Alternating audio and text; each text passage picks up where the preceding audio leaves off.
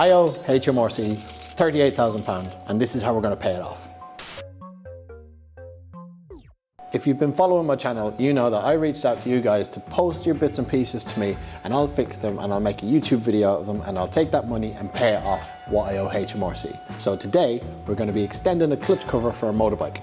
For those of you that are unfamiliar with how a motorbike works, you've got the main part of the engine here, which is the pistons and the barrels. You've got the crank down here, the clutch is here and the gearbox is here. This is a standard engine, but this engine is going to be turboed. But the normal standard clutch is not going to be able to handle that power, so we put a bigger clutch into it. When the bigger clutch goes in, it's going to need more room. The standard clutch cover is going to clash with the new clutch. So I need to basically extend this silver piece up like that. Now a lot of people know me from building supercars and fixing other people's cars, bits and pieces like that, but my background is actually making motorbikes. So I'm pretty familiar with this modification.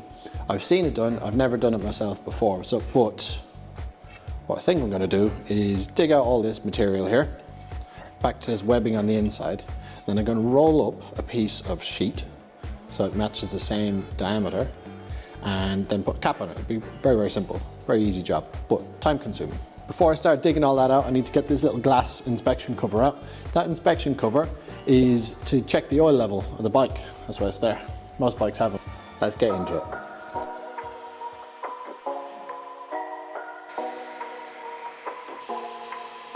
Now it's nice and warm, we get a socket roughly around the same size as the little window and a nice thick rag. Pop it over like that and we just gently push.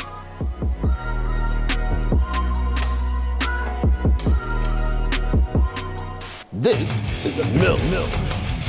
So we're going to bolt this clutch cover down to the mill bed and we're going to start roughing out the inside of it. Now you could spend ages putting on a lathe and get a nice roundy hole in it. Boring. We're going to do it the lazy way instead.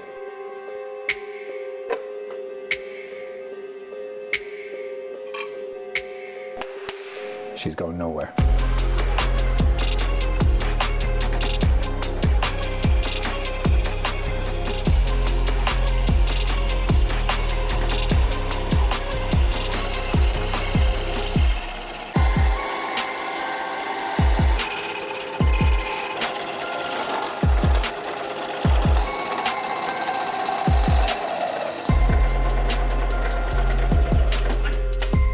First time, every time. Apparently ingesting or inhaling aluminium fumes gives you Alzheimer's. I need to get the paint off here before I can weld it. So I'm just going to pop it in this bucket and put some paint stripper on it. Yeah.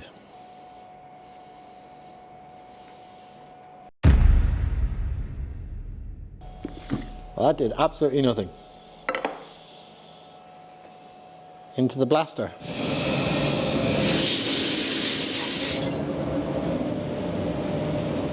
Now it's blasted, we can fit it onto the mating surface and we can have a measure up and see how much we need to bring the cover extension out by, which I think is about that much. So I've texted the owner and he said the plate that I put on the top, this side, needs to be above these little adjuster thingies when they're fully extended. I'm sure somebody in the comments will tell me exactly what they are. I don't really care. So we're going to weld a plate on the top. First thing I need to do is roll the aluminium ring that's going to go around the outside. We've got this plate that I found behind the fridge. That's where you keep all your metal? It is literally. Yeah. Now it's all scratched up and messy looking, so I'm going to clean that now because when it's in a circle I'm not going to be able to sand it very easily. Using this flex sander. It's very much like every other sander, but it's better because it's flex. They ask you how you are, you just have to say that you're fine when you're not really fine, but you just can't get into it because...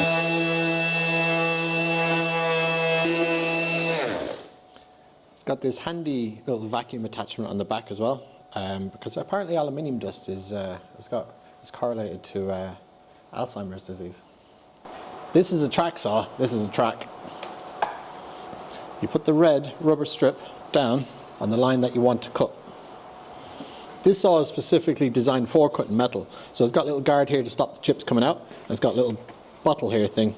Container, to catch all the metal shards.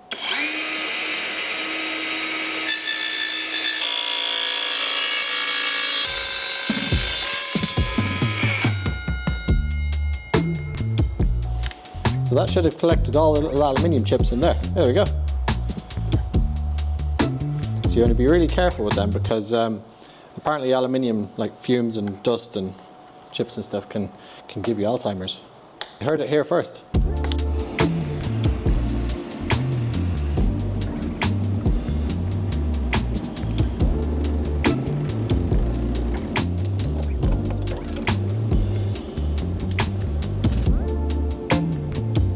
So we've rolled this. Now our job is to put it on top of this and try and match the radius of the old pattern. Now when I put it on, it's slightly too big. What I'm going to do is close it in that way until it matches, but the two tips here are touching, and you don't want your tips touching.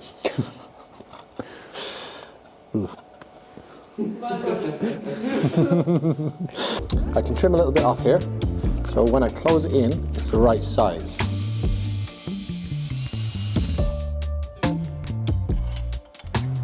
That's about right.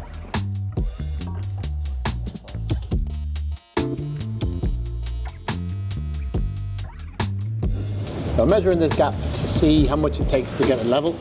I can transfer that to my table, and then I'll stop it from wiggling with these.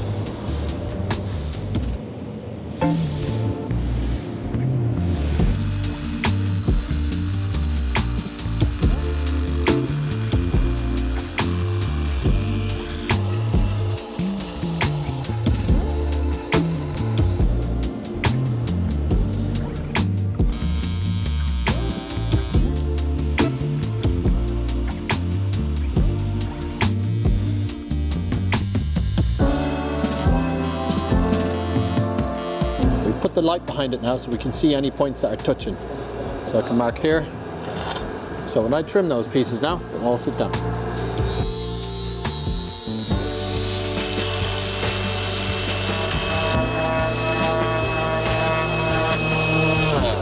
I should really put a little extractor on this because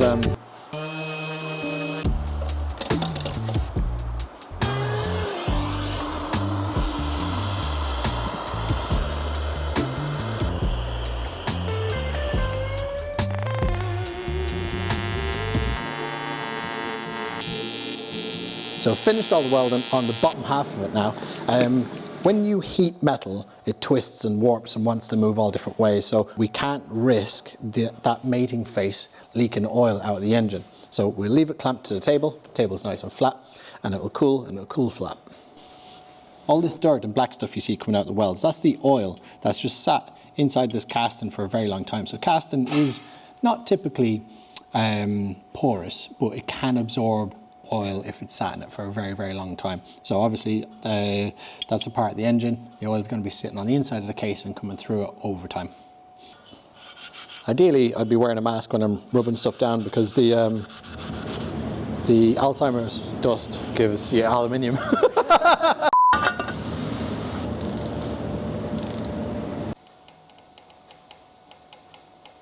Oh, I'm just trying to figure out how to make this look like finished real nice.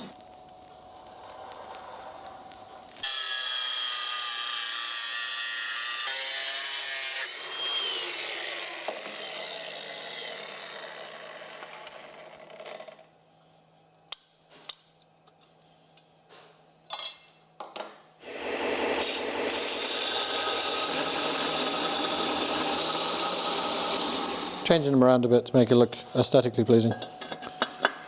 Nailed it. Actually looks faster because it's swept.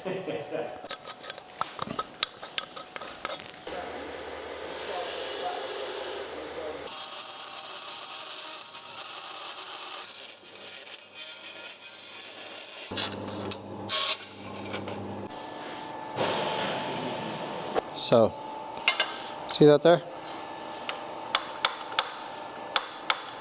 So put that on it. So when I put that on, I'm going to just bend that side of it down, and it'll just give it a bit of a extra styling dimension to it. No particular reason for it, just looks cool.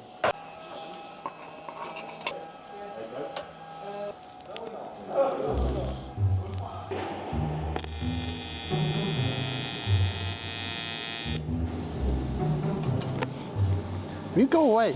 Go away. Don't you. Go. Out. Out. Out. Go. Go. Shoot. Shoot. Shoot.